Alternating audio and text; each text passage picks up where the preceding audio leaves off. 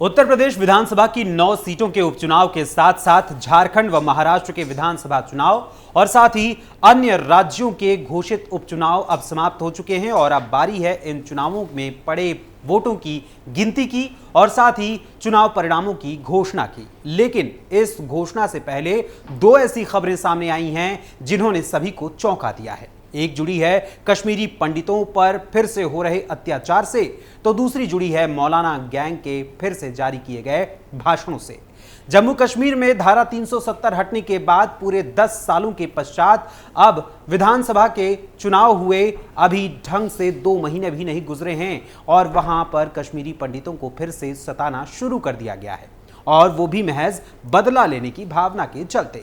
वहीं जिस चुनाव आयोग ने निष्पक्ष रूप से शांतिपूर्वक तरीके से चुनाव को संपन्न कराने की कोशिश की है, तो उसी चुनाव आयोग और साथ ही ईवीएम मशीन पर भी अभी से मौलाना गैंग ने सवाल उठाना शुरू कर दिया है और साथ ही एक ऐलान भी किया है कि जिसके जरिए मुसलमानों को भड़काने की कोशिश भी की जा रही है। यहां महज अपने मुनाफे के लिए और अपनी दाल गलाने के लिए फिर से जहर घोलने का काम किया जा रहा है। इसके लिए सज्जाद नोमानी ने एक वीडियो जारी कर विपक्ष में बैठे राजनीतिक दलों को वोटों की गिनती से पहले चैन से न बैठने को कहा है और साथ ही और भी कई बातें कही हैं। आखिर क्या है सज्जाद नोमानी का ऐलान, जिसे लेकर खबरों का बाजार गर्म है, और साथ ही जम्मू कश्मीर में इस समय चुनाव के बाद क्या कुछ हो रहा है, इस बारे में आज मैं आपको बताऊंगा पूरे डिटेल में हमारे खास प्रोग्राम थर्ड आई के आज के इस अंक में। नमस्कार, वंदे मातरम। कैपिटल टीवी उत्तर प्रदेश पर आप सभी का मैं अखिलेश पांडे हार्दिक स्वागत करता हूं। सबसे पहले बात करते हैं जम्मू कश्मीर में कश्मीरी पंडितों को लेकर एक बार फिर से उठे सियासी बवाल पर और गरमाई हुई राजनीति पर।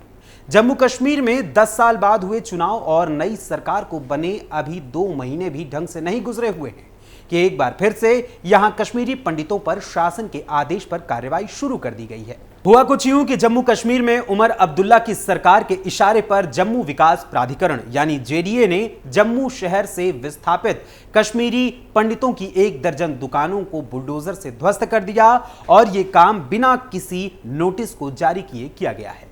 इन दुकानों को तोड़ने के लिए जम्मू कश्मीर की उमर अब्दुल्ला सरकार ने न तो इन कश्मीरी पंडितों को पूर्व में कोई नोटिस दिया था और न ही जिस जमीन पर बने इन कश्मीरी पंडितों की दुकानों को अवैध निर्माण करार देकर उन्हें तोड़ने का काम किया गया है, उसके लिए उन्हें किसी प्रकार का कोई भी समय दिया गया। यानी कि पूरी तरीके से सुप्रीम कोर्ट के जो आदेश आए हैं उनको भी दरकिनार कर दिया गया और उसके अलावा इन कश्मीरी पंडितों पर पूरी तरीके से अत्याचार किया गया। वहीं इस मामले को लेकर सोशल मीडिया प्लेटफॉर्म एक्स पर पीडीपी प्रमुख महबूबा मुफ्ती ने अपनी दुकानें तोड़े जाने यानी कि कश्मीरी पंडितों की दुकानों को तोड़े जाने के दुख से दुखी रोते बिलखते कश्मीरी पंडितों का एक वीडियो भी शेयर किया है, जिसमें ये कश्मीरी पंडित अपना दर्द बयां कर रहे हैं। महबूबा मुफ्ती ने इस वीडियो को साझा करते हुए एक्स पर पोस्ट करते हुए लिखा, दिल दहला देने वाले दृश्य तब सामने आए जब कश्मीरी पंडित दुकानदार अपनी ध्वस्त दुकानों के मलबे के पास असहाय खड़े थे। कथित तौर पर जेडीए यानी जम्मू डेवलपमेंट अथॉरिटी ने बिना किसी पूर्व सूचना के उन्हें गिरा दिया। ये उस समुदाय के लिए एक और झटका है जिसने दशकों से अकल्पनीय कठिनाइयों को झेला है। आदिवासी समुदाय की संपत्तियों को लक्षित करके ध्वस्त करने की शुरुआत अब कश्मीरी पंडितों तक पहुंच गई है, जिससे उनमें अलगाव और नुकसान की भावना और भी गहरी हो गई है। हम सीएम उमर अब्दुल्ला से आग्रह करते हैं कि वो इस गंभीर अन्याय को करुणा और तत्परता से संबोधित करें। अब महबूबा मुफ्ती के इस ट्वीट के बाद जरा उन कश्मीरी पंडितों के दर्द को भी आप खुद सुन लीजिए, उन्हीं की जुबानी, जिनकी दुकानों को बिना किसी पूर्व सूचना या पूर्व नोटिस के जम्मू विकास प्राधिकरण ने बुलडोजर से ध्वस्त कर दिया। महाराज कुछ मत बोलो, मुझे हार्ट बीटिंग हो जाता है, हार्ट बीटिंग। मुझे कुछ मत बोलो, मुझे रोना आता, मुझे कुछ मत बोलो, कुछ मत बोलो, हमें कुछ मत बोलो। हम बहुत उठाते हैं, हमें कोई नोटिस नहीं है, कोई नोटिस। ये गुंडागर्दी है, गुंडागर्दी, कोई नोटिस नहीं हमारे पास। हमारी बनती सुनो, हमारे पास कोई नोटिस नहीं है। सुबह आ गया बोलते दुकान खाली करो, हमें 10 काले किया आपको सर, मगर आप नहीं आए थे सर, आप नहीं आए थे, आप नहीं आए थे हमारे पास। बड़े अफसोस की बात है, हमारे तकलीफ दर्द सुनो सर। हमारी दुकानें लुट गई सर, हमारा घर सब कुछ लुट गया, हमारे बच्चे सड़क पर आ गए। 32 साल आपको पता है सर, 32 साल से दुकानें हमारी चल रही थी। आज अचानक जेडीए वाले आ गए, उन्होंने तोड़ दिया इसको सर बगैर किसी। हम उमरुद्रा कहाँ हो? उमरुद्रा की यही रेलवे स्टेशन है हमारी। उमरुद्रा यही रेलवे स्टेशन है हमारी। डॉक्टर पारो और डॉक्टर पारो की यही रेलवे स्टेशन है तुम्हारी। वो एलजी साहब यही रेलवे स्टेशन है तुम्हारी। वो हम कहाँ जाए अभी? वो हम मर जाएंगे। वो हम कहाँ जाए? हम सड़क पर आ गए। हमारे बच्चों को आग लगा दो, हमारे घर को आग लगा दो पूरा। हम कहाँ जाएंगे अभी? हम कहाँ जाएंगे? अब इन रोते बिलखते कश्मीरी पंडितों को देखकर उनके दर्द का आप एहसास कर सकते हैं कि आखिर कैसे जम्मू में उमर अब्दुल्ला की सरकार के इशारे पर क्या काम किया जा रहा है और किस तरीके से कश्मीरी पंडितों को प्रताड़ित किया जा रहा है। वहीं इस जेडीए की कार्रवाई को पीड़ित कश्मीरी पंडितों ने सरासर गुंडागर्दी करार दिया है और साथ ही इस मामले में उपराज्यपाल और मुख्यमंत्री उमर अब्दुल्ला से भी हस्तक्षेप करने और न्याय दिलाने की अपील भी की है। वहीं खबरों के अनुसार इस मामले पर जेडीए के अधिकारियों का कहना है कि बुधवार को विस्थापित कश्मीरी पंडितों द्वारा मुथी कैंप के पास 3 दशक पहले बनाई गई दुकानों को ध्वस्त करने की मुहिम शुरू की गई थी और इसी के तहत यह कार्रवाई हुई है। पुरानी दुकानें जम्मू विकास प्राधिकरण की जमीन पर बनी हुई थीं और साथ ही प्रभावित परिवारों को ये आश्वासन भी अधिकारियों की तरफ से दिया गया है कि इलाके में उनके लिए नई दुकानें जल्द ही बनाई जाएंगी।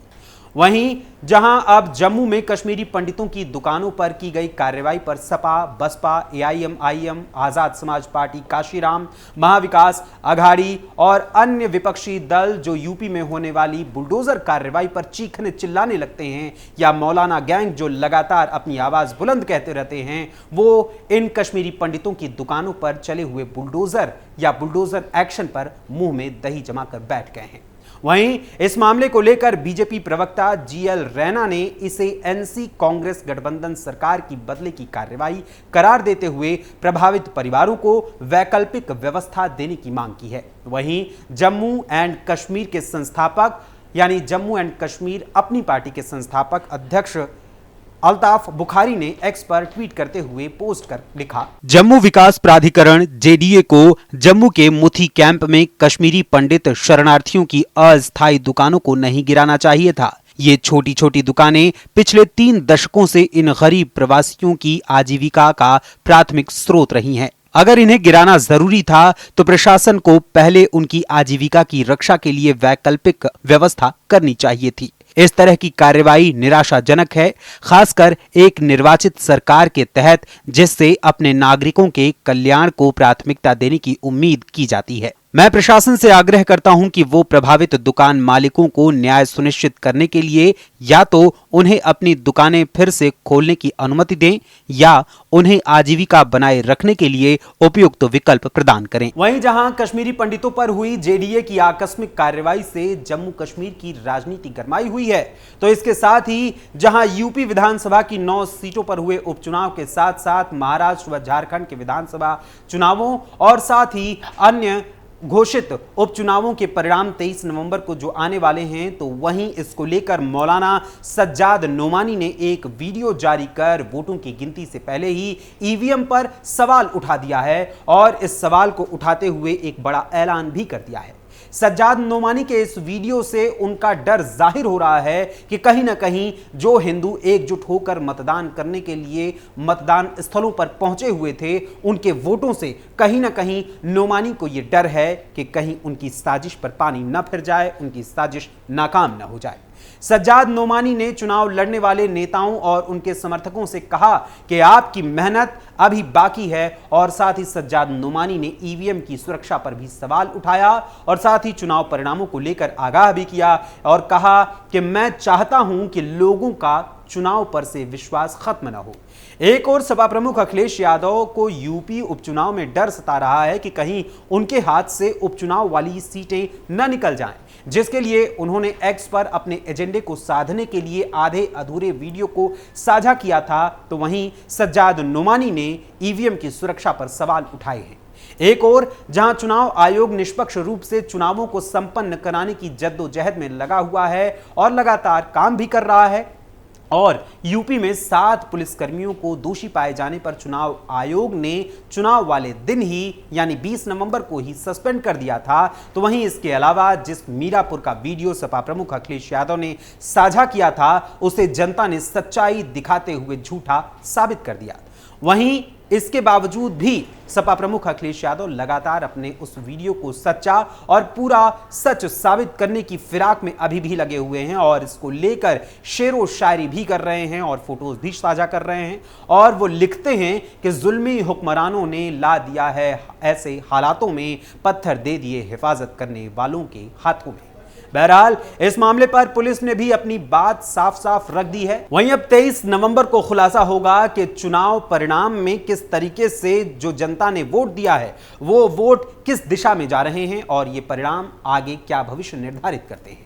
लेकिन मैं आप सभी कैपिटल टीवी के दर्शकों से जानना चाहता हूं कि जम्मू में कश्मीरी पंडितों की दुकानों पर चलाए गए बुलडोजर पर और साथ ही सपा प्रमुख अखिलेश यादव के यूपी पुलिस पर लगाए जा रहे आरोपों और सज्जाद नोमानी के ईवीएम को लेकर उठाए जाने वाले सवालों पर आप सभी का क्या कुछ कहना है, आप सभी का इस पर क्या विचार है, इस बारे में हमें अपने कमेंट्स के माध्यम से अपने विचारों से रूबरू जरूर करवाइएगा। फिलहाल अभी के लिए थर्ड आई के आज के इस अंक में बस इतना ही। थर्ड आई के अगले अंक में फिर मुलाकात होगी किसी और खास मुद्दे, किसी और खास विषय, किसी और खास खबर के साथ। तब तक के लिए मुझे अनुमति दीजिए और साथ ही यूपी और अन्य तमाम खबरों के लिए यानी कि यूपी समेत और भी तमाम खबरों के लिए आप जुड़े रहिए कैपिटल टीवी उत्तर प्रदेश के साथ। धन्यवाद। जय हिंद, जय भारत।